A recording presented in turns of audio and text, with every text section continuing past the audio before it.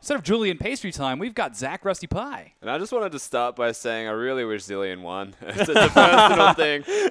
But that champion's amazing. It just doesn't do well. Yeah, well, you know, you can point it out, and it's more of a utility-based thing. You know, we talk about these control mages, and it's kind of like the Victor more aggressive than the Orianna, who's more aggressive than the Lulu, and it goes down the list there. I think we can add another tier now. Lulu more aggressive than the Zillion, because the Zillion kind of only has that one damaging spell. But you can see that if it had have got rolling, it would have definitely been a little bit more successful, because you could understand what they were going for, that build up the Tristana. It was just that the Tristana, the one component that couldn't fall behind, did fall behind in the early game. No, definitely right. And of course, the plan was there in their strategy. And this is one of the things I really liked about watching Detonation FocusMe actually play in that last game, is they just play to their own strengths. They do them. And they make it work, which is why they actually found a lead in the early game, and they almost started to snowball the rest of the game. It's just that they let Dark Passage play their game. Yeah, they certainly did. And the thing about Dark Passage that we keep mentioning is how good their bottom lane is. And that was really the one area that was very lopsided. You know, you look across at Kazu and Rakenia, they fell behind. But on the top end of the map, there was a 2-0-0 Maokai that got soloed out by a Lulu mid lane, even though Zillion, very slow to ramp up, would have eventually got there if the rest of the map had stayed equal. The objective just snowballed against them. Yeah, Zeitnot was an absolute titan in that set, but this time it's going to be going up against Raydeer. Rokenia has got an even trickier matchup. We saw him take Callista, and man, that guy is fast. It's one of those things, we said this at the start of the first game in the War Room, you do not give Raydeer Callista, and we saw exactly why in that last game, is that the Chiefs, they mixed up their strategy. They had a very macro-based style in that last game. They were looking to control everything. Lane swaps put into effect. They found leads from that. But you come into this second game, they just gave Raydeer Callista, and they honestly won through that. Yeah, I love the adaptation that the Chiefs came out with, because you could see they didn't want to play Callista. They wanted to keep it hidden, and then they realized that, hey, this is now a game that we look like we were going to win. Yeah. Now we have to win it. And so that's exactly what they did. They put out the big gun. So we'll see whether that is something that they continue to go, or whether they go back to, once again, a more of a macro calm down, like let's just play the map successfully and see if we can take a game off Detonation FocusMe without having to reveal our hand. Because you have to think that the Chiefs now, they've knocked off Bangkok Titans. They've seen Detonation FocusMe play. They would be looking to win this game. It's going to be a very hard-fought game, but they must be looking to Game 3 today and think, well, we're coming for the Turkish lineup. Yeah. We're going to win this tournament. Well, they have the momentum as well. You know, they did take game number 1 off of the Bangkok Titans, and now Detonation FocusMe do not have the momentum as they dropped their first game of the day. So we might see a change of pace. I like that you mentioned momentum, though. The Chiefs, of course, it was a big concern that we had, of course, the hiccup that happened yesterday. Momentum, the biggest factor. So they can come back and they can actually find a victory in their first game. Should do wonders for the Chiefs. May raise some concerns for Bangkok Titans and how they're actually going to go from here on out. But most importantly for this moment right now, Chiefs, they've got the momentum. Detonation FocusMe don't necessarily have that themselves, Yeah, but the one thing you will say is that they were willing to kind of play to their guns. They lost the game, and they can say, all right, cool, so we executed well for 10 minutes. Let's see if we can do it well for 20 minutes this time around and build the lead that we're looking for. If the second Dragon fight hadn't been an utter disaster for them, could have been something that continued. So definitely think that they will take the good things out of that game. They've already shown that they're a very positive lineup, Detonation FocusMe. I mean, they won their last match last time around, I believe, against Chaos Latin Gamers. No, it was their second last match, sorry. So we'll see whether they're able to continue to grow as a team throughout the tournament, because that's what they did last time, and then put it into effect and see if they can start sneaking victories again. But is it the time for growth in the international wildcard qualifiers for the That's the World only time Cup? you get to. As a wildcard region, until you go overseas and still you start competing internationally, there's no other times that you really get to test your mettle in this way. And credit to the Japanese lineup, because they always bring something special. They certainly do. But we have now entered pick and ban for the third game of the day between Detonation FocusMe and the Chiefs. You can see the first 5 on your screen. Number 6 is coming out within 5 seconds, and Zillion taken away from Seros. And speaking of credit where it's due, they've given credit to Seros. They've recognized that the Zillion seems to be a big factor here for this Japanese side, and they've taken that off the board, and I do like that. But they have actually banned the Azir to get it away from Swiffer, and it's because they wanted that pick on your screen. They go with the Callista. Chiefs thought they might be able to get it again. This time it's going over to Rokenia. Really smart. Like, the fact that they can actually get the denial first pick. There's still a lot of champions readily available to them. Something worth noting is that the Shen was actually banned by Swiper. This would be a very interesting adaptation to having the Callista picked away from them, is let's just kill the Callista. Certainly an option. Fiora, we saw him last in the LPL, where LGD took it in the grand finals. And, you know, I like the Rokenia on Kalista. He got the pentakill in the video that we saw earlier on. We know that he can play it to exceptional ability. How does Radier deal with that? How did the Chiefs shut down a Kalista? So Radier is actually, you know, as much as he is a Kalista player, he plays generally lane bullies every time else. He plays Korka, Sivir, and Lucian. They're like his 3 big picks, so I'm sure he's more than happy to march into a laning phase and see if he can take it to him. And Spooks, once again, gets a high-pressure jungler. And first and foremost, it's Swiper that's actually going to be the counter to the Kalista, because he's going the to play option Maokai. of Maokai, well and truly available. He may not like the champion, but the team likes him on that champion, so the option's there for them. Yeah, this is going to be beautiful. This is going to be a Maokai Lulu comp if we know the Chiefs, and everyone's going to hate what they're playing, but they'll play it anyway. We'll see if they can pull out their second win of the game, the day against Detonation FocusMe, as they look for their second draft phases. Astorore was looking at Blitzcrank. Something tells me he's not going to be taking that, as he hovers back over the Gragas that he took in his previous game and actually played to pretty moderate success. Yeah, he certainly did. He plays a lot of Gragas, a lot of Rek'Sai himself, so if the Rek'Sai is taken away, expect him to default back to that all tournament long, and we'll see whether he's able to get in and affect the bottom lane a little bit more successfully this time, because Crystal stalked him around the map well. Yeah, and one thing to note is Crystal naturally stalks people around. That's why he wants to go towards the Rek'Sai, but every single jungler in this wildcard tournament has a preference of map control over being very gank heavy. They work around invading, controlling the opposition jungle to then produce picks and make ganks from that. So these two champions going to be hand in hand as what we will see in this. And I feel like ganking has become something in League of Legends that is just such a huge risk to be able to throw at it. You know, if you go into a lane first, especially if you don't have the correct vision, things can go wrong. That's why we see jungle support, if you do want to gank, going in as a 2-man unit. And maybe a little bit more aggression coming out of the Chiefs. A lot of knockups, but also some good AoE damage. Swiffer once again on Victor. Yeah, Victor Alistar now locked in for Swiffer. He was able to win against the Bangkok Titans with it in game number 1 today, doing enormous damage. We saw him absolutely destroy poor Lloyd. We also saw him destroy Moss and lose a team fight. Yeah. So, you know, there's always that hope if you're Detonation FocusMe. Kazu, watch out. Certainly a scary thing to consider. Watch out, Kazu is an interesting thing to bring up, though. Well, he wanted that support last time. Yeah. So bad that he was willing to use every ability to get him. You do what works, Spawn. Well, Did that work, Zach? Did that work? We can only hope that he watched our analyst segment on how to properly place your Victor ultimates. I guarantee he did not. Hopefully you will be able to perform well. Detonation FocusMe. Look for Diana now locked in for Syros, and Maokai is going to be taken away from Swiper. Yeah, they've actually taken Maokai from the Chiefs. Is the most important thing to actually get from all of this is the counter to the Kalista has been known. We said this earlier. Swiper would be looking for that Maokai. Now, not an option for him. So where will he default to from here? Fizz. And just kill the Kalista? Chase it around? Thought you might say that. Yeah, no, I think that if the final showed us anything in Oceania, it's that Swiper does have a much bigger preference this time around to play the carry top laner, something like a Fizz, maybe even a Rumble if they want to layer some of that damage. Hecarim also a very good pickup against Rokenia's choice. But as always, Maokai more of a neutralizing lane, very hard to shove him off farm, so we'll see if that is what they want to go towards. And works with the lane swap as well, something that the Chiefs showed their hand earlier that they are very capable and able of doing, is that if they have Yutapon on Maokai, he can follow around Astorore in the jungle very easily.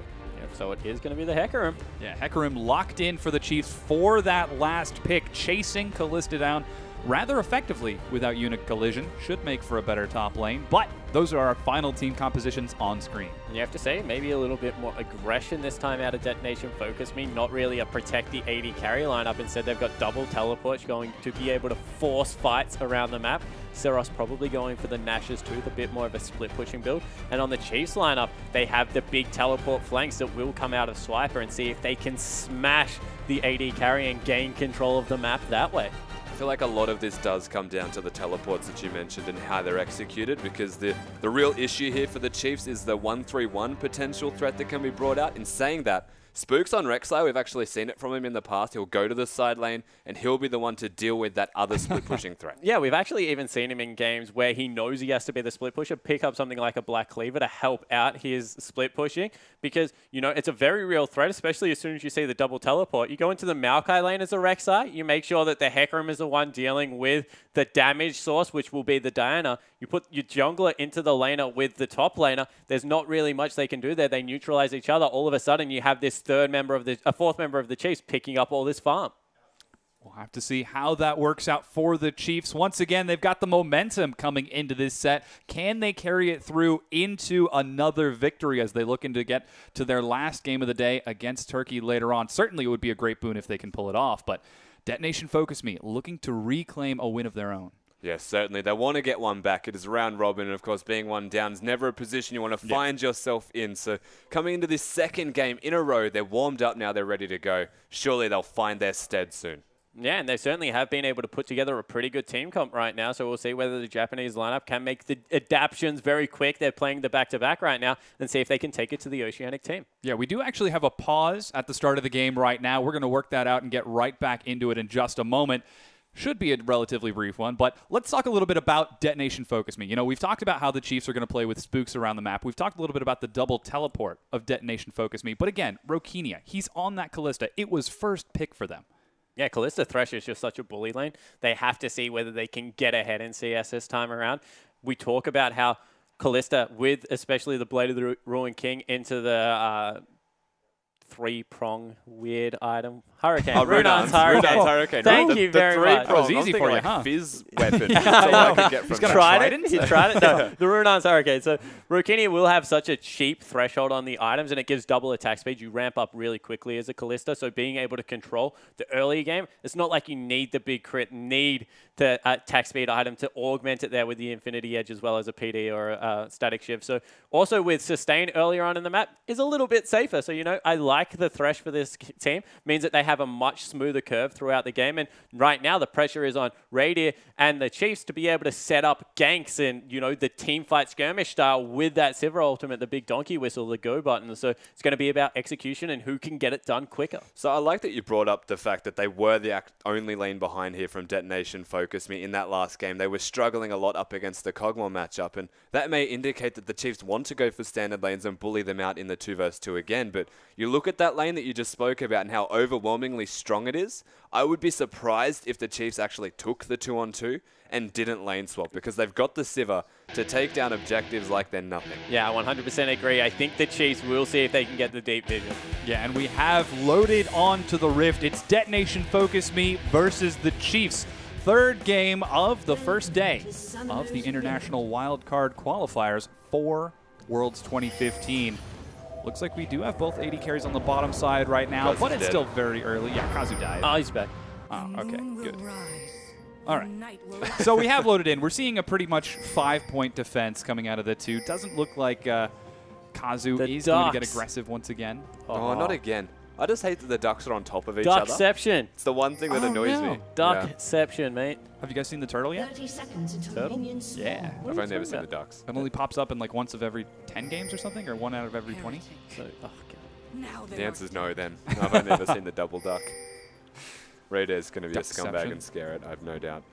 He's not going to show himself. Better not. He's respecting the tranquility of the situation. So the Chiefs right now, they're going for a blind lane swap. Probably just going to crowd in the middle of Summoner's Rift. Wait until they see a member, then head towards their lane. It's very, especially if you scout out teams, it's very easy to tell their tendency whether they do like to go towards the top side of the map. And without vision, they're going to assume that Detonation FocusMe are on the bottom side. Yeah, it's also an immediate decision opposed to a wait-and-see style of play, because generally if you're waiting to see, you will be in that mid lane as mentioned. So the fact that they've gone straight to a jungle camp in that top lane, they want to be in that lane swap scenario essentially, and they're not looking to get the 2 versus 2, but they're not going to wait and see to avoid it. They're just going to go all in on it. You see, both of the Joy lanes want to get a little bit of experience before going to lane. Kalista Thresh takes it a lot quicker with the Soul Link. So we'll see whether the Chiefs are able to get up there, and if they start a hard shove, or whether they try and reverse the lane off the turret. Yeah, this is, once again, they're going to gank mid lane. Yeah. Standard E-Gym, get level 2 from all of the experience and then go mid. He's now separated from Radier, running down to the mid lane. Does Syros know that this is happening? Do the Chiefs members go to the other side of the lane? No, they're going to blue buff. Ooh, That Syros was just Avian. playing to that side. He gets knocked up. Oh, misses the combo. Oh, flash, and Syro gets out. Didn't miss the combo. Headbutted intentionally to prolong the duration of how long he was going to be locked down. Swiffer level 2 doesn't have the damage to instantly blow someone up when He they also are has heal. presented. Like, Syros so was in no danger at all. That was, from that time on, it was cow auto attacks and Victor laser beams. But he does get the summoner spell, so Chase with an earlier advantage. Yeah, we'll see if Spooks can take advantage of that, as Kazu and Rokinia seem to be last hitting nice and calmly, while the top laners are spending a lot of time in the jungle to catch up in CS. And after that early gank, seems like everyone's content to deal with this lane swap appropriately. So they send their top laners back to lane, see whether they can get anything going.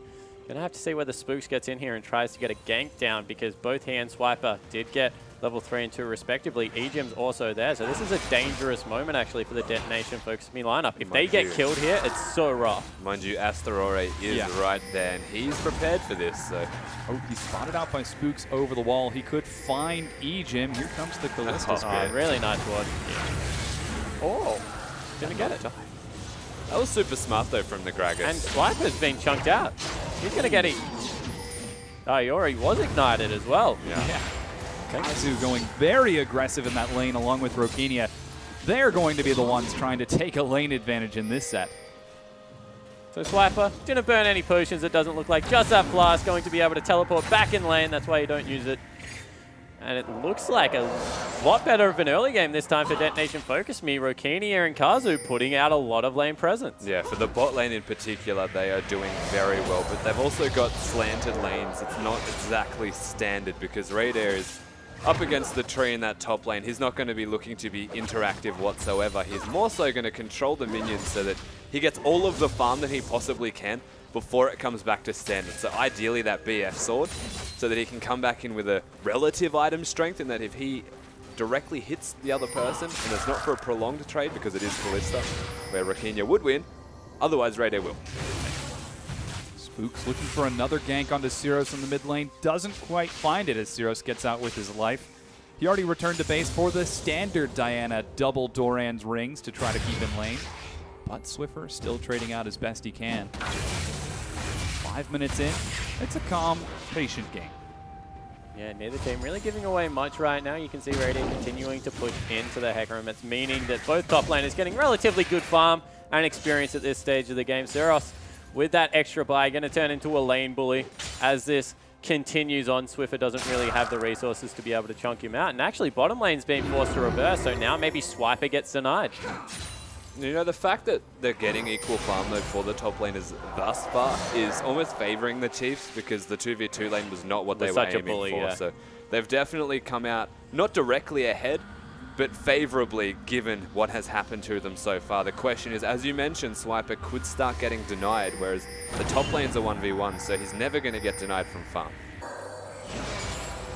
Rokinia continue to try getting some CS in the bottom. Neither of the AD carries seem to be content on shoving the turret just yet. They must know that Spooks is there. Oh, they just spotted him. Rokinia will take a lantern. Flay denies the knockup. Kazu looks to go for the hook, but doesn't find it. If that was a hook, that was nearly a guaranteed kill. Actually, no ignite. They're going in. Flash knockup. They're turning it around. Rokinia is the target. Teleport from Utapon looks to join them. He's going to make it in time. There's no teleport from Swiper because he's already there. It's a 3 versus 3, and it looks like Ejim might be first blood. Picked up by Rokinia. Swiper is locked down. Oh, he's trying to pick up a kill onto Kazu. He's doing so much. He gets the dangerous Game Master. He finally goes down. Spooks flashes, but Rokinia rends him to death. Rokinia able to pick up a triple kill in that bottom lane scuffle. All of a sudden, it's a 1,300 gold lead for the Detonation FocusMe lineup, and that's greedy. They didn't have the teleport in the top lane. Raiders up there as the AD carry, and they give so much away. And that was too much that they just gave away. This Kalista is going to be at a point where nobody on the map at any stage for the next 10 to 15 minutes can even consider fighting him. He is going to be huge. And that is a very scary prospect for the Chiefs, because not only is he ahead, Diana's doing work. And we got that replay spawn.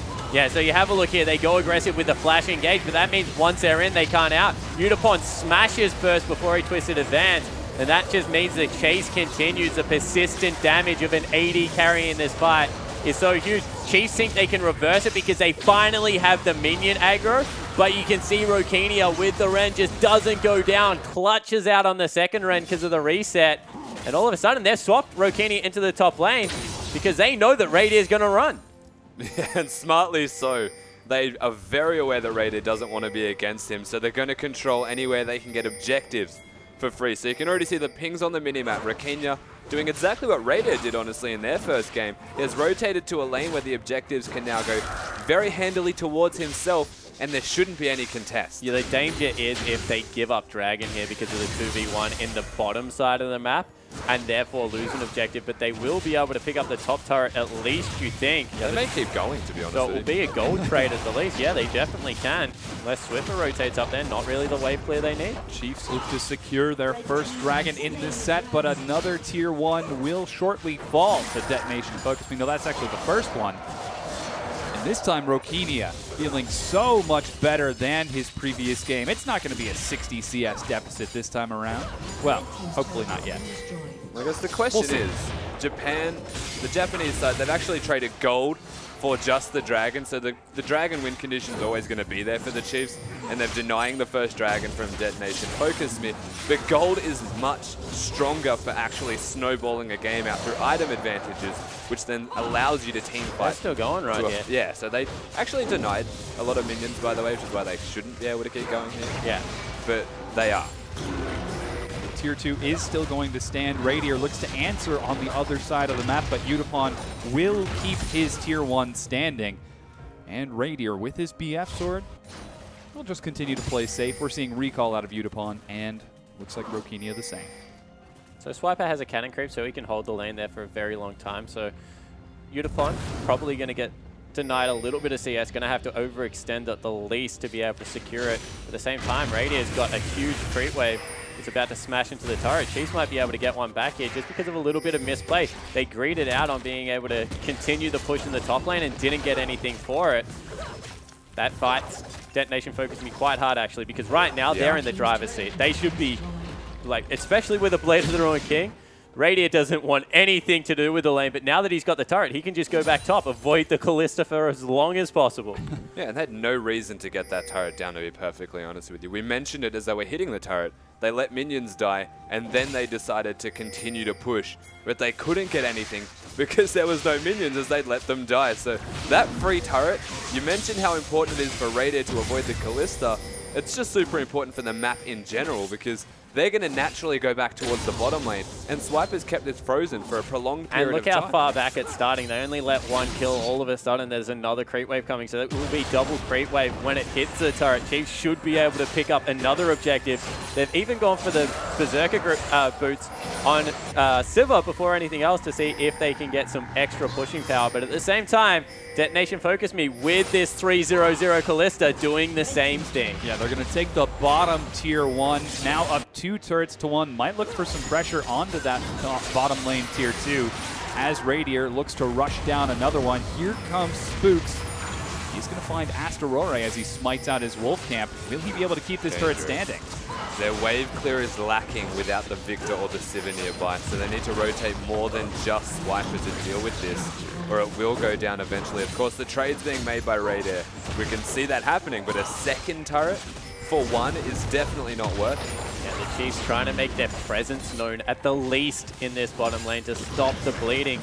They equalize the turret objective, 700 gold the lead right now. You have to think majority of that is sitting on the AD carry. Udapon nearly goes back to base.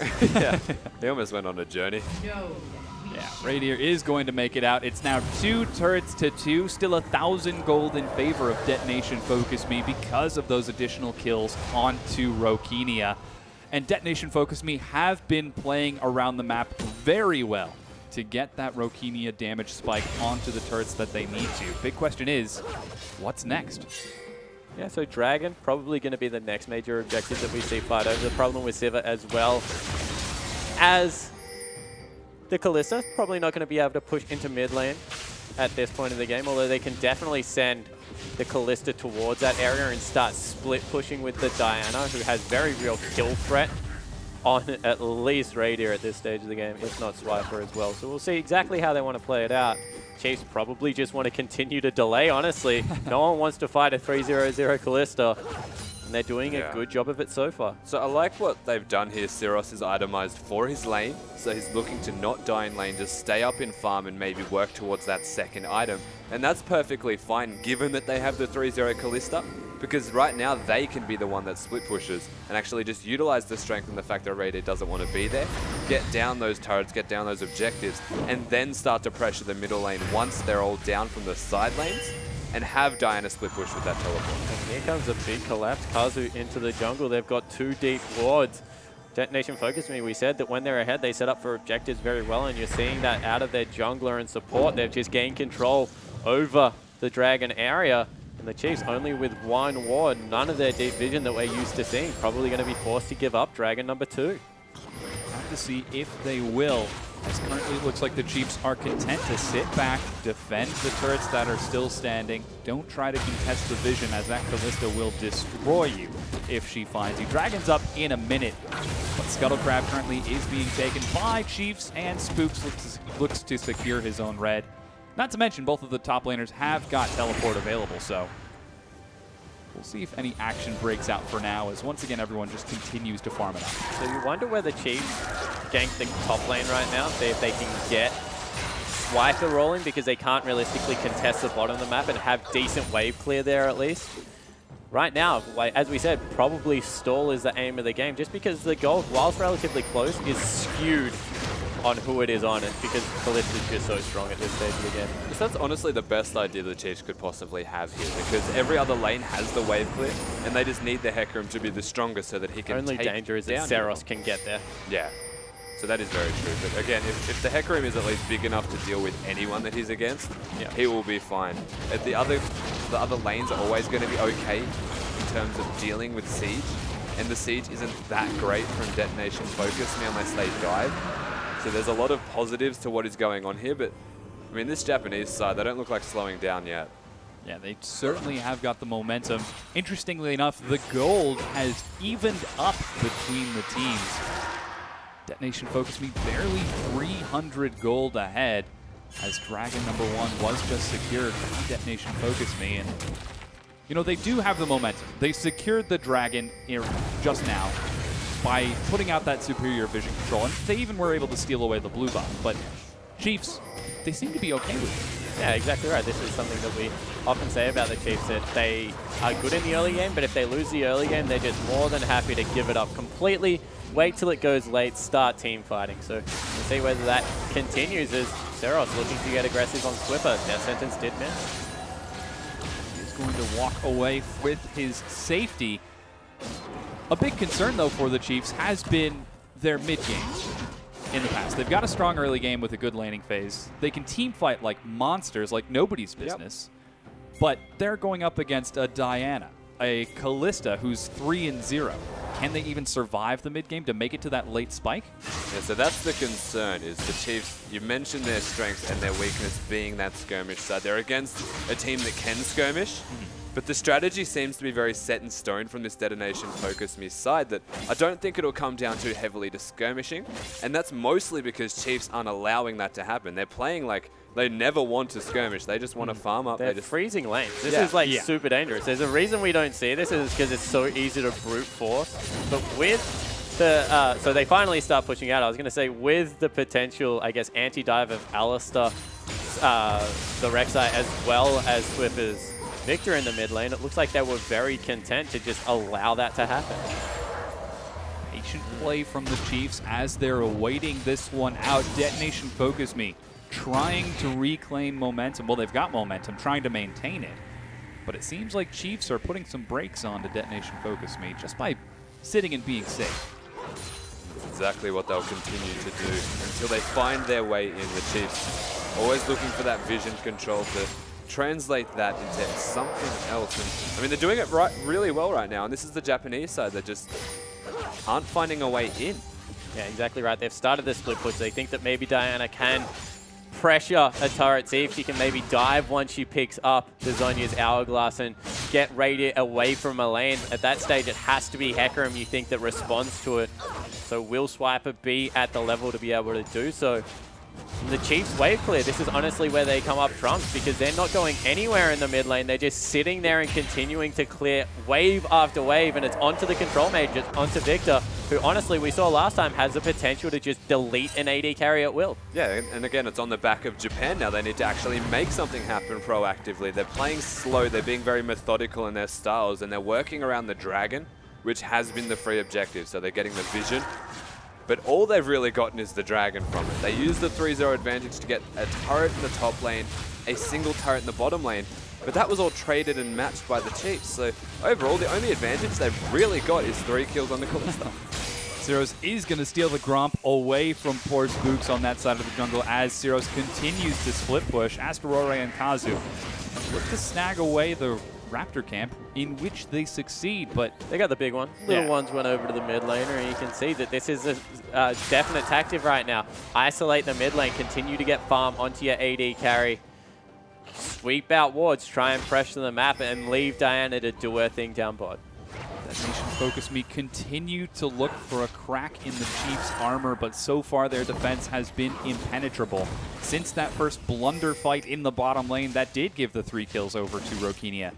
They haven't dropped a thing, sacrificing that first dragon, though it looks like Spooks might be pulling the trigger. Yeah, they pinged to go in here onto Syros, and he's making the adaptation to go bottom now. He's got enough damage to deal with Radiant. It was mentioned that he's possibly going to look for that.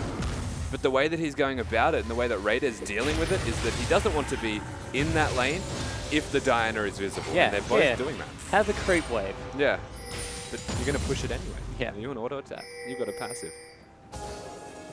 Things nice and slow for now as DetonatioN FocusMe cannot find any openings. Dragon's going to be coming up in a minute, and the Chiefs, looks like we're starting to see some signs of life from them as they're starting to pressure forward with their vision.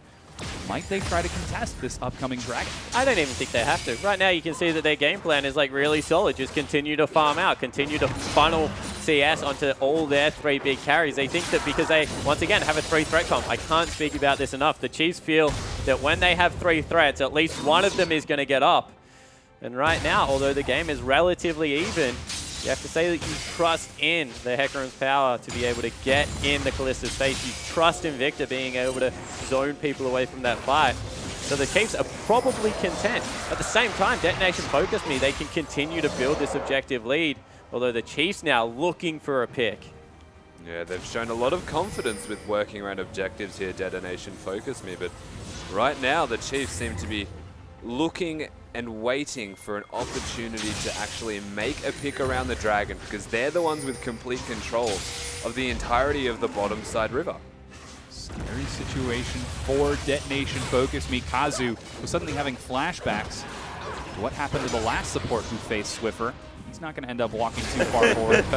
Dragon spawns and Chiefs are in the pit. Wow, and this is crazy. The fact that they're willing to start this one up. Maybe they have home guard boots and they don't even have a ward over the back of the pit. Like, there is nowhere they can go right now. But they still look like they want to fight. They're just going to push mid here and they're going to take the advantage. Of course, home guards are there for the Hecarim, but this favors DetonatioN FocusMe. Yeah, 100%. DetonatioN FocusMe cannot siege, and the Chiefs just give away a free gold objective. DetonatioN FocusMe still going for it. Interesting trade out of Kazu the Chiefs. was ulted. Yeah, he decided to pull it out. Rokinia takes the dark passage to safety. Ejim looks for the flank. Swifford flashes and dodges the hook. Radier spell shields the play. He's going to be targeted by Unipon. Can he deal out enough damage? Rokinia is knocked up in the back. They're doing everything they can to try knocking him away. Radier finally goes down to Syros. It's so much damage from the DetonatioN FocusMe lineup. Ejim will fall. Swiper might be the next to follow, but that was 3 for 2. I have absolutely no idea what happened in that team fight. Somehow Chiefs was in the middle of everyone. I would love to see the replay, but DetonatioN FocusMe rolling over the Oceanic side. Yeah, they take the mid-tier 2. Swiper trying to defend his inhibitor, but he doesn't succeed. Syros dives onto Spooks and zones him out, but this inhibitor turret could go down. There was no reason for the Chiefs to be fighting right there, and on a silver platter, DetonatioN FocusMe, they find themselves the inhibitor turret, the middle second turret, and the first one. They just get the biggest snowball of gold. that honestly should not have been there for them. They played it well, but Swift has already flashed. Yeah, so Swift has flashed. He gets played back in. Oh, and cast into the middle of the fight. Asterore coming up huge, and you can see Radier runs through the tanks, and Syros destroys him. Then everyone else is just forced to run. They don't have the items they need to fight. Yeah, honestly, Rakinya's too far ahead right now, and we were waiting for the big item spikes out of the Chiefs. Well, they've got the Trinity Force now. I don't actually think they had that before the fight started. The middle lane's only now working on that second item compared to the Zonias that is available for Syros.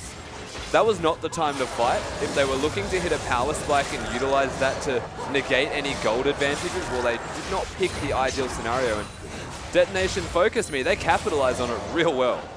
They have got so much more momentum now. Finally, they find the crack in the Chiefs' armor, more so to the Chiefs, showing it to them and saying, look, you can attack us right here. Yeah, pretty much. We'll have to see if the Chiefs can appropriately respond to this situation, because they played defensive. They traded over that first dragon, or they traded over that dragon, but then they made the mistake of team fighting once again. What did the Chiefs do to stop Detonation FocusMe? Well, all they had to do was sit there and continue to anti-siege. Like we said, that the problem with the Detonation FocusMe lineup is that they can't siege. But now that they've got a gold lead, what they can do is force fights around big objectives like the Baron, because they have the Callista. Chiefs going to have to play very good reactionary League of Legends to make this work. This may not be a big deal. I just want to point out that there is a ward next to the open inhibitor and a Dyna with teleport. Oh, Swiffer gets caught. Kazu thrown in, lands the melee range hook. That'll be Baron. 404 error. Death not found. This guy is on a roll. Nice. So Chiefs going to cede away Baron. It doesn't look like they want to fight it, although now they're going in. Teleport from Diana. Kazu's very low. Zero's trying to zone. It's too hard to deal with Rakinya's, well, what is better than a smite. So the Chiefs, if they go in, this is going to be real risky. They need to win the fight. Wow. Four-man knockup is going to drop one member. The Baron goes low. It's going to be secured by Detonation FocusMe, and Rakinya is still alive on the outside of the pit. Radier is running for his life, but Detonation FocusMe clean it up. 4 for 2 DFM. And Ceres just absolutely destroyed everyone after the Zhonya's Hourglass. Somehow the Callista got out the back of the pit and was able to live. Baron still available on 3 members. It was a 2 for 4 overall if you count Swiffer's death. And the gold lead continues to grow. This engage from Ejin was phenomenal. Swiper follows it through, and Raiders just sitting at the back line. But the second Syros gets on top of him, Raider no longer exists and he has to run away from the fight, and then they just decimate every single person. That engage was great from the Chiefs, but it was also 5 minutes too late. Detonation FocusMe now looking to apply the Baron buff to the next opening of the Chiefs, as the Chiefs once again take a fight that they clearly were not prepared to deal with. And Detonation FocusMe continue to put pressure on. They're up by 7,000 gold. They've got an open inhibitor. They've got the Baron buff. 407 Callista. They were prepared to deal with that fight. They didn't have much of a choice in that respect. Detonation FocusMe are forcing the objectives. Around Dragon and Baron is where they seem to be their strongest. Yeah. Yeah, the Callista only adds to that even more so. And the Chiefs were forced into this situation where they have to fight. The only issue is the fight that they had earlier over the Dragon was not necessary for the Chiefs, and that's what got them so far behind, that the Baron was right picking for this Japanese side. Now they're going to be able to move in, take even more freestanding gold off the map. It's up to 8,000 now for the Japanese lineup. Once again, looking to burst their way into international competition. Weren't happy with their performance against the Turkish squad, but the Chiefs gave up power picks like the Callista. And honestly, they've been made to pay from the first moment. Scary situation for the Chiefs as Detonation FocusMe escort a fresh wave of minions towards that open inhibitor that they previously cracked. Give up. Yeah, no, that's gone. Wow. Look to let it go. The inhibitor falls. Detonation FocusMe now control that mid lane. They were looking for a flank from Swiper. He was sitting in base with the teleport and home guards available, but the lack of numbers directly at the inhibitor indicates that they can very freely take that one down, and they do so. Now working towards their next objective. Dragon number 2 going to be secured by Detonation FocusMe. They've still got Baron for another 2 minutes. Looks like they're going to get a quick recall in before they look to take some even scarier objectives for the Chiefs. Is that a Phage on Rokinia? Yep. It's been there for a while. Going for the Black Cleaver. The Rage Pass is very good on Kalista. Able to make her hop away, speed her up a little bit in between auto attacks. Not to mention the fact that going for maximum armor penetration out of her own build. No one else really benefits from it on the team, but trying to get it done. Do I love it? Definitely not. Is it okay? Yeah, sure. You just go Alacrity boots and job's done. But he's a full item up, dude. Like, doesn't even matter at this stage. Well, no, it doesn't matter. That's very true. So then what does matter for the Chiefs? How do they deal with this 407 Kalista with the 502 Zanya's Diana? I don't know, somehow drop a Chaos Storm directly on her noggin. It has to be Swiper, but he doesn't have the itemization to actually deal with it. That's the biggest concern here for the Chiefs. Is their one save point essentially was they wave clear AD carry. They have a wave clear mid laner. They just needed an assassin style of kill threat from the top laner that was going to be this Hecarim. But because Kalista is so far ahead and there is only a cloth armor available for Swiper, there is no actual answer to Rokinia besides him being mispositioned. Well, I agree with Swiper's build just because he's going to be stuck against Seros for so much of this game from now on. So the game plan legitimately has to be somehow kill the Kalista, then I will tank everything else. And you can see that that's exactly what he's going for right now. It's just that they can't execute on step 1, which is somehow kill the Kalista. And you can see that because Udapon is 2-0-9, has all this extra gold from the 4 turrets that his team's got. Swiffer caught. Oh, the hook finds Swiffer, but doesn't look like they're going to follow up. Seros just lands some poke. And the split push has begun. Udapon looks to break down a tier 2. He doesn't even care that the turret's there anymore. No, just going to continue to dirty farm between the turrets, and the siege is well and truly on here. It's Kazu just looking for hook after hook. Zeke's Harbinger is filthy on Kalista as well. He's going to be hopping around everywhere, critting everything ever. The champion that doesn't have much crit. Pretty nice added feature, actually. Udapon gets the top lane turret. The Chiefs wants to fight for some reason, not content to wave clear this one out. That's twice that Swiper's gone back to base and twice that he has to run out and try and defend. Detonation FocusMe continue to siege with a 1-4 split while the super minions rush down that mid lane. You can see 2 levels right now for Udapon. Ooh. Hook once again comes out from Kazu. Doesn't find a target this time, but he's got plenty of mana to keep chunking it out. And Swiffer, despite the power transfer shield, still gets chunked out. So it's actually really hard for them to siege anything here, Detonation FocusMe, because they've got a Diana and they're against They've done the right thing now. So Udapon, all he needs to do is walk the lane into base and then make sure that he's behind the teams. And the Chiefs have to back off the turret because Maokai is an absolute monster. And that's exactly what he's doing. Look, they don't want to waste anything on Udapon. And all of a sudden, that lane much easier to shove up. Hook once again misses Radier, used his spell shield. Udapon tries to zone him away, but they just can't quite break this turret. That damage from Diana's Q alone is unreal. No one will live through her combo at this stage in the game. And even with the Maokai being a threat though, you have to admit, she's holding quite well, all things considered. But this Japanese side, again, they've got Baron up in 30 seconds. That's the objective that they need to actually aid in their further sieging. They're getting some recalls in right now. Rokinia heading back. Seros is the last person to get back to base. And there's the Black Cleaver as predicted. This is Detonation FocusMe looking so strong. They're so methodical, not taking any chances with any dives in this set, and Chiefs are hanging on. Chiefs are trying to hang on. Right now, Detonation FocusMe, world is their oyster. They've got the Baron objective up in now. It's going to just be like, it's so long as you have the Kalista, you can just sit there, tank it up there with your top laner who's an absolute beast. Ensure that every single time the Chiefs run in, that you just have way too many spears in it. And once again, no good wards for the Hecarim to teleport to. Maybe on the top side of Baron this time around. The inhibitor is available as well though, as of right now, so that'll help a lot with their control of the map to work around the Baron area. They don't have to constantly attend to the minions that will be pushed. But this Detonation FocusMe side, they set up so very well for objectives.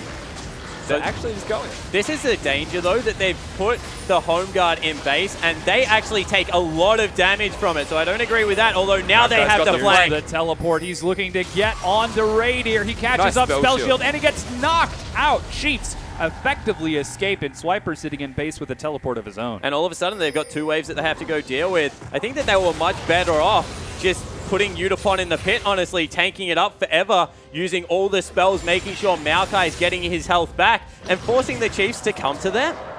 Yeah, the target selection as well onto Radier, looking to get rid of the Sivir, but he just has the spell shield, so didn't actually find the Victor, who would have been the ideal target, not having a summoner spell besides Flash, and that doesn't get you away from a Maokai's Twisted Advance whatsoever. So all things considered, the execution wasn't ideal, but he's almost got him now. Oh, barely slowed out by the gravity field.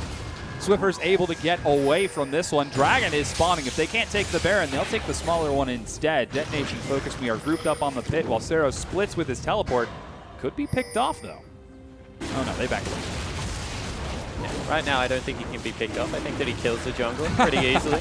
But Detonation FocusMe, they take the Dragon. And now, once again, they're going to posture around the Baron area, see what they can find. Chiefs managing to maintain a solid defense so far. They lost the inhibitor and were able to keep their others still standing for a long enough period of time for that middle one to come back. Zero's now splitting on the bottom side of the map as Detonation FocusMe keep trying to play around that teleport, but they just can't quite keep up with the Chiefs' wave preparation. Yeah, Maokai not having the teleport available now has to be present, so they send the Diana down to do the job instead, and that actually plays into the hands of Detonation FocusMe. Much better. A lot better than having a Maokai splitting against the Hecarim, because Diana can destroy Swiper in a 1v1 scenario, but he has chosen instead to go to that bottom lane. They're going in. Chiefs are going. Looking for a fight. Here comes Swiper. There's the teleport. Kazu goes low. He's pulled out. Udapon deep in. Zeros gets onto Radier. Flash. No. He can't quite catch up in time. Zhonya's buys some time. Swiffer is already dead. Suddenly the Chiefs are back on the retreat. Egypt knocks away, and Radier is kiting out as best he can. Oh. He's trading 1-for-1 with Swiper to get that kill onto Zeros. It's 3-for-1.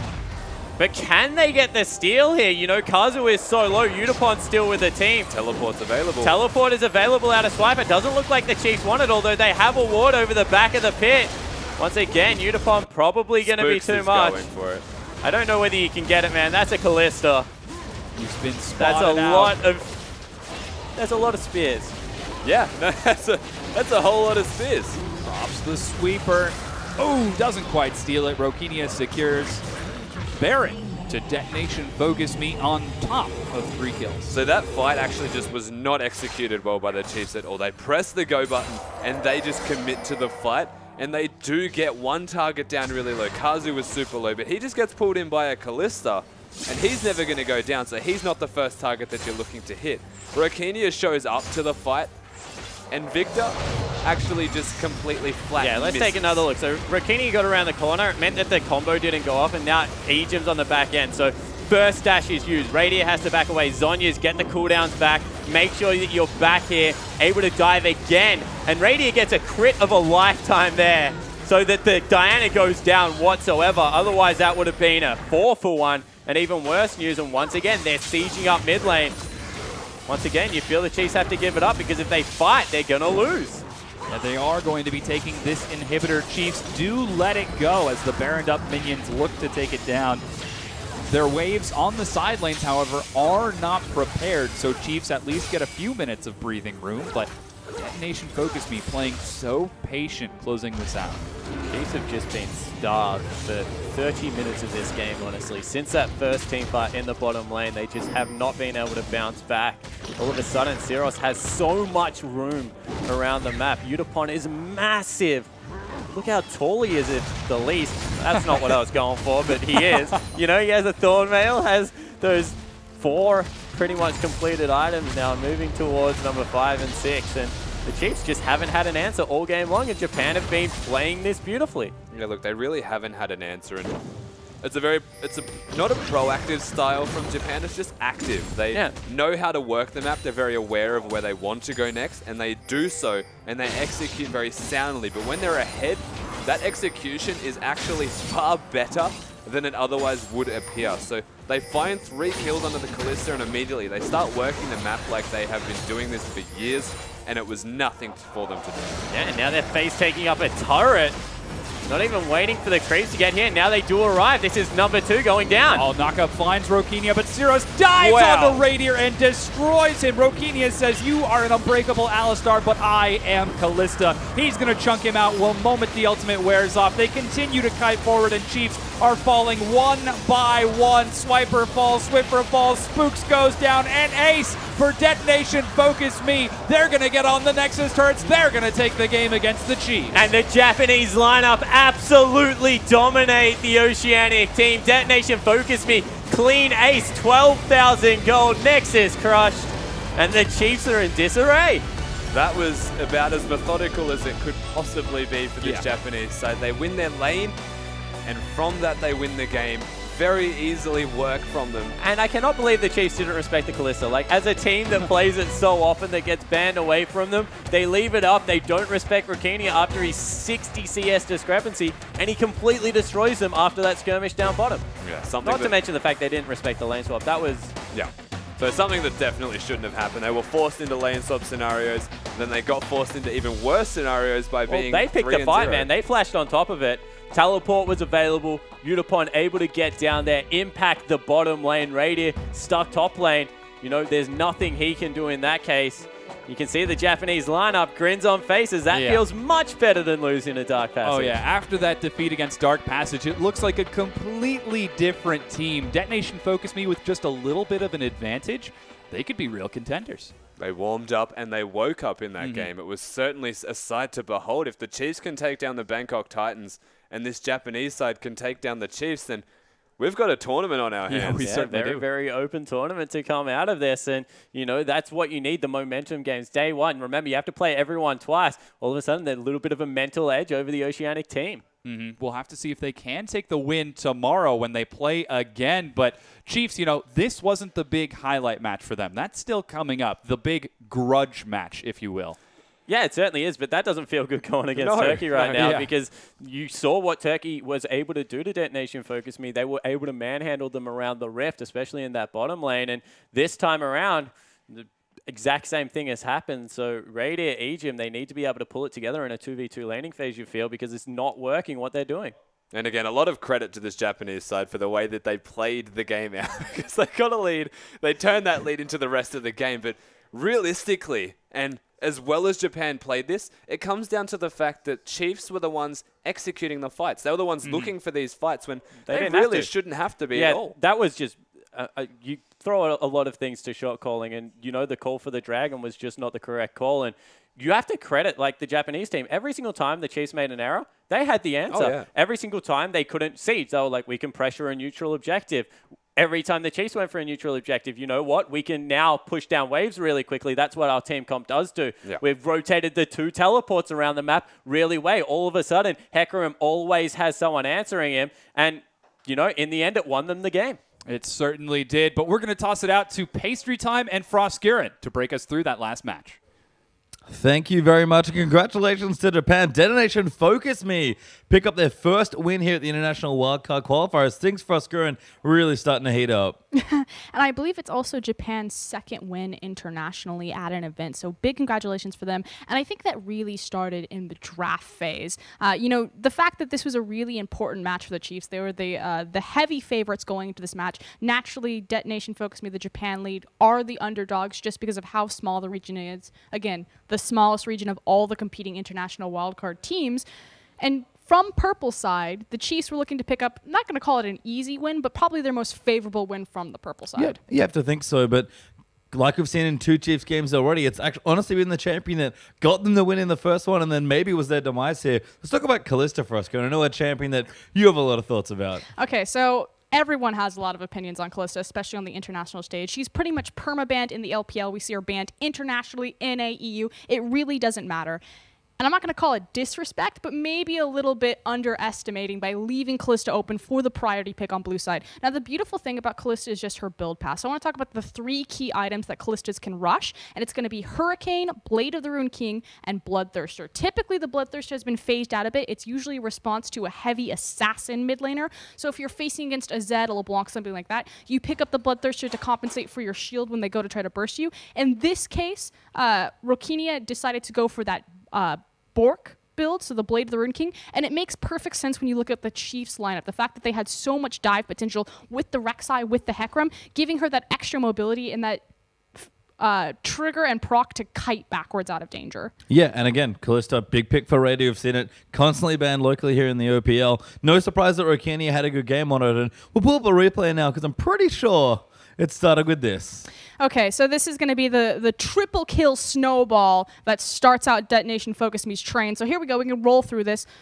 So Rokenia takes a nice lantern back. What this does gives it gets Spooks a double knockup. Like Jake said, if that Kazu hook had hit, it pretty much would have meant death. So Yutapon then is going to start his teleport as soon as he sees that Rokenia is in danger. Forced to flash backwards, but here comes the cavalry. And unfortunately, the flank is just way too much for the Chiefs. Now, Rokenia will get very low over the duration of this fight. Swiper just trying to do the best that he can. But Kalista and Dangerous Game just kiting backwards and really the big victory here. But triple kill Kalista, it turns the tides of this game. Yeah, be building up all those Ren stacks, gets a huge amount of burst. And Spooksy flashed for the last auto and couldn't quite get the kill. And that was the snowball starting for Kalista. We saw Radier do well with it aggressively into the Bangkok Titans, and this time just from a very well-played 3v3, and all of a sudden Rokenia is 3-0. And the thing is Kalista means so much, not just in a 2v2. She's a powerhouse, especially when she's in tandem with that Thresh, but objective control. Anytime you give away a Kalista, you effectively sacrifice all objective control. If she's ever on top of that dragon, if she's ever on top of that Baron, she has the Ren stacks. We saw it in the very last Baron fight. You know, Spooks, he made the correct call. If I go in, there's no way I'm going to outsmite it. My best chance is just to throw a Prey Seeker and hope that he didn't do his math correctly. Yep, and I mean, that's the only way you can really steal anything from Kalista. It's not quite 100%, but it's 99 point something. It's very high, and we've seen that a lot. We see Kalista Nunu was a relatively popular duo for a while when Kalista's been big, and she's had some changes, but still a really popular champion, very powerful as well. And I mean, to be honest, it's really hard to prepare and look for these things. So we know that Rokenia, he prefers to be an AD carry player, but his selling point, and anytime you do any backup or looking into Detonation FocusMe, his selling point is just a jack of all trades. You wouldn't expect him to come out this hot and heavy on a champion like Kalista to be able to carry there, especially because the first look that the Chiefs got at Detonation FocusMe was against Dark Passage, and he had just pretty much a flop of a Tristana game. Well, you don't get to master in Korea just by mucking around, that's for sure. So Rokenia really showing off. We do have another replay, though, because this game was very back and forth for a while, but Detonation FocusMe off that snowball really started owning these early fights. So the big thing here is just how these flashes are used in the very beginning. So what you're going to see here is Swiffer on the bottom of your screen. He's immediately going to flash and dodge the hook that Kazu's going to throw at him. And why this is so important is because it's followed up by the cask. And because Swiffer doesn't have his flash, because he uses it before the fight even starts, he's pretty much screwed when he gets knocked into the middle of Detonation FocusMe. Will you go ahead and roll the clip? Bam, there it is. There's the flash. So he starts dropping all of his AoE damage. Swiper comes in here. He has a fantastic ult, but then here's just cask into it. Swiffer completely deleted from the fight, and this is just the gold lead, and this Kalista speaking for itself as Detonation FocusMe clean up the rest of the fight and push forward. And we sort of noted something there from Sivo. You might look at Raiden and be like, well, why is he in the middle of the enemy team?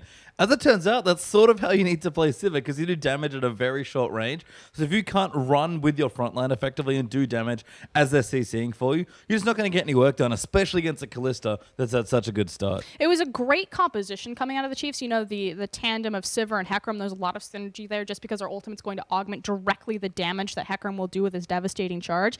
But unfortunately, again, that snowball early. But Japan, showing that if you give them a lead, that if they're on even footing, they can keep up. Certainly can here. And the Chiefs played a composition that certainly suits them. Lots of scaling triple threats, but couldn't quite get the farm. We have another replay now as well. This time, things are going a little bit better. Big thing, though, is also just the gold disparity between these two teams. Right now, Japan is sitting on a 5K gold lead over Oceania. And again, anytime Kalista is on top of an objective, you've pretty much already sacrificed the objectives. Chiefs do a good job pulling the trigger and looking, because again, you're not going to outsmite this, you have to fight it. So the Chiefs make the correct and the smart decision here. Unfortunately, gold lead speaks for itself. We can go ahead and roll the clip. So what's going to happen is EGM gets a beautiful knock up here that's followed up by all of the Chiefs just running in. But again, it's really just this gold disparity speaking for itself. The Baron does come through in the very end. Good job securing that. And then just Saros running through the team. Because at this point, not only is Kalista massive, but Diana is massive. Yeah, and let's talk about that pick as well there for Saros in the mid lane. Very popular pick for him. We've talked about a lot of teams back in Japan like to really target him out with the Zillion, with the Azir, and with the Ari bands. Diana's another one of his big champions. And he had a fine landing phase against Victor. Definitely a lot of farming there. But the late game damage that we saw, the ability to just jump on an E-carry, really hurt the Chiefs. Because like you said, Rakini is already off to the races, and Saros was right there with him towards the end of the game. And you know, we talk about Yutapon a lot, but Saros is the primary secondary carry of Detonation FocusMe. He's been around for a long time, the international or the Japanese professional scene. In this split alone, he played like 13 unique champions. And again, they only play 10 games, but this is also including the playoffs on top of that. So he has a pretty vast champion pool, at least what we've shown competitively. But taking out the Diana, I know this is going to sound kind of like a backhanded compliment, but I honestly think that the Zillion ban helps Detonation FocusMe, because Zillion is just, he's not that great in the 1v1 lane. Yes, Saros got ahead on it, and he's shown great proficiency on the champion back home, but in most of these matchups, I would rather just give him Zillion as opposed to banning it out and forcing him onto Assassin, where he can make big plays. Yeah, and we saw that in the first series they had against Turkey, so makes sense there. We do have a last replay here as well again. The Chiefs did a good job delaying this game, but it was 5,000 gold before. You can see already Detonation FocusMe up now 7,500 gold. This is kind of the last-ditch effort from the Chiefs, and again, they do posture and position very well for this team fight, but you're just too far behind at this point in terms of your gold lead. Big thing that I want to point out is, of course, that Swiper is on the very top, so just a beautiful collapse. We can go ahead and run this through. Okay, there we go.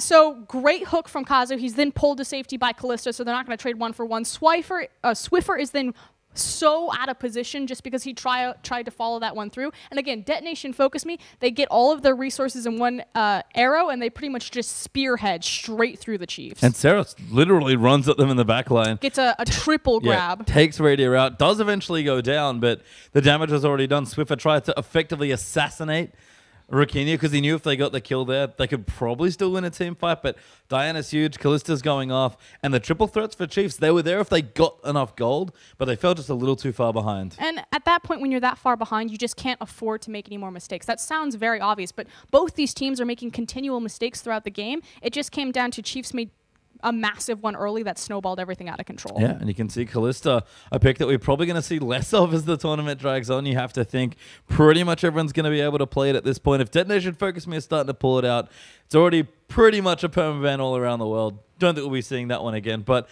well played there by both sides. I'll start this tournament now, 1-1 apiece, so getting pretty murky as far as the records go, and might are getting easier, especially if C can pick up a win as well. Remember, double round robin, relatively long tournament as far as the group stages go. You do have to play a lot of games, and there are some crazy tiebreaker scenarios as well. So every game is very important. And I believe we also have a 100% win rate for blue side so far. As well. So again, it was kind of a big important match for the Chiefs just because they were facing the underdogs going into the international wildcard, Detonation FocusMe from red side. Unfortunately, not able to make that connect. Again, blue side, 100% win rate so far. Yeah, it's looked really good here as well. But the tournament, been a lot of fun so far. You've seen every team kind of really strut their stuff. Dark Passage looked just as terrifying as we expected. Even the loss that Bangkok Titans had was a very well-fought game against the Chiefs. So it's clear that since last tournament especially, everyone just really lifted their game.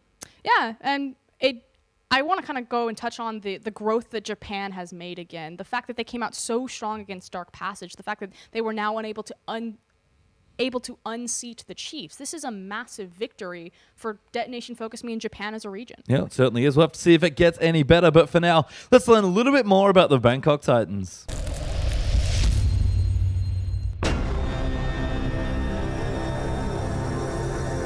...2012 yılından bu yana ilk şampiyonluğuna henüz erişebilen bir takım. Bangkok Titans. 3 yılda kadrosunu defalarca değiştiren takım, başarı için gereken şeyin istikrar olduğunu artık öğrendi ve 2015 şampiyonluğuna ulaştı. GPL'de 2015'in ilk mevsimi Bangkok Titans için muhteşem başladı. İki grup aşamasında lider tamamlayan ekip mevsim finaline yükseldi. Herkesin favorisi Bangkok Titans yarı finalde Insidious Gaming Legends'ı 3-0'la süpürdü. Ancak Saigon Fantastic Five'a karşı oynadığı final serisinde üstün götürdüğü ilk maçı kaybetmenin verdiği moral bozukluğu takımın seriye tutunamayıp 3-0 yenilmesiyle sonuçlanıyordu. ตอนนั้นก็รู้สึกว่าแบบทำได้ไม่เต็มที่อะครับแบบยังขาดอยู่นิดหนึ่งอะไรประมาณนี้ครับแต่ตอนนี้แบบได้มอสมาแบบช่วยเติมก็รู้สึกว่าทีมรู้สึกเต็มที่ขึ้นครับ Bangkok Titans finalde yenilmesine rağmen Saigon Fantastic Five'ın yaşadığı vize problemleri Tayland takımına ivci biletini getirdi. Turnuvanın başlamasına bir gün kala Türkiye'ye ulaşan takım, yorgun olmasına rağmen grup aşamasında gösterdiği performansla herkesin gözünü korkuttu. Oynadığı oyunla bölgesinin gücünü de herkese gösteren Bangkok Titans, grubu tek mağlubiyet alarak lider bitirdi ve oldukça rahat bir şekilde yarı finale yükseldi. Grubun son maçında Chiefs'i yenerek Beşiktaş'ı yarı final taşıyan Bangkok Titans bir anlamda kendisinin de Azrail oluyor ve yarı final serisini 3-0 kaybederek Beşiktaş'a eleniyordu.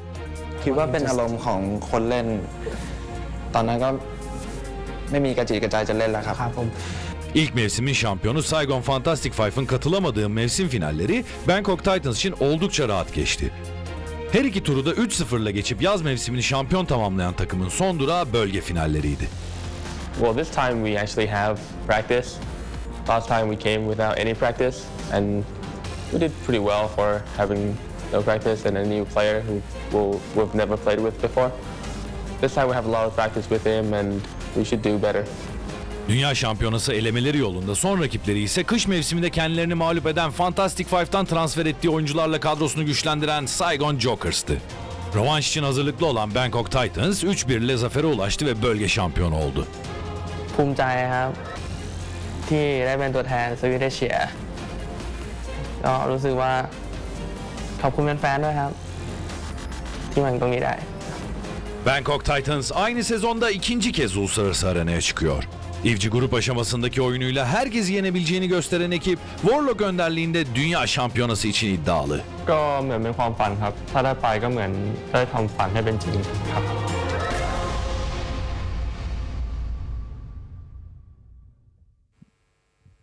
And welcome back, everyone.